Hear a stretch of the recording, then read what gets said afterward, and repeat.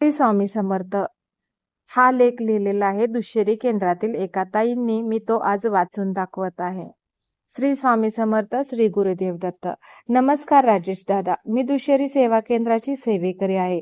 मी हे पावती पुस्तक घेऊन आले नव्हते, कारण कुठेतरी मनात भीती असायची की पावती पुस्तक पूर्ण भरून होईल का नाही, भरले तर काय करायचे, असे अनेक प्रश्न मनात यायचे. पण पावती पुस्तकाचे अनुभव आणि पावती पुस्तक एकतरी घेऊन ते पूर्ण करून केंद्रात जमा करायचे ही मनातील तीव्र इच्छा यामुळे 19 डिसेंबर 2025 रोजी झालेल्या अमावस्येच्या सेवेतून आल्यापासून ठरवले की काय नाही, एक पावती पुस्तक पुढच्या अमावस्येच्या सेवेला जाईपर्यंत पूर्ण करायचं.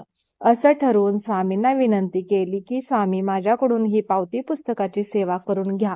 आणि 23/12/2025 ला सुरुवात केली. पावती पुस्तकाला मी माझ्या मोबाईलमध्ये 50 कॉन्टॅक्ट नंबरची लिस्ट केली की ज्यांना मी हक्काने म्हणू शकते की आमच्या आगाशिवनगर सेवा केंद्राच्या बांधकामासाठी मदत करा, आणि मला ती मदत माझ्या आणि स्वामी भक्तांसाठी कुठलाही प्रश्न न विचारता मदत केली.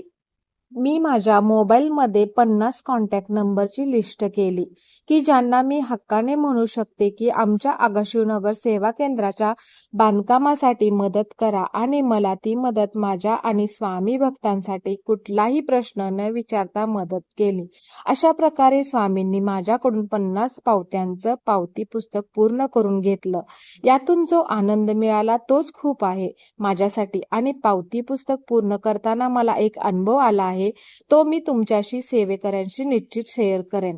दिलेले दान आणि केलेली सेवा निस्वार्थ असावी. दान गुप्त असावं. पण हे पावती पुस्तक भरत असताना मन निस्वार्थ ठेवून पूर्ण केलं आणि स्वामींनी करवून घेतलं. श्री स्वामी समर्थ. श्री गुरुदेव दत्त. झालेली सेवा आणि मनात असलेला आत्मविश्वास स्वामींच्या चरणी लीन करतो. श्री स्वामी समर्थ. जय जय स्वामी.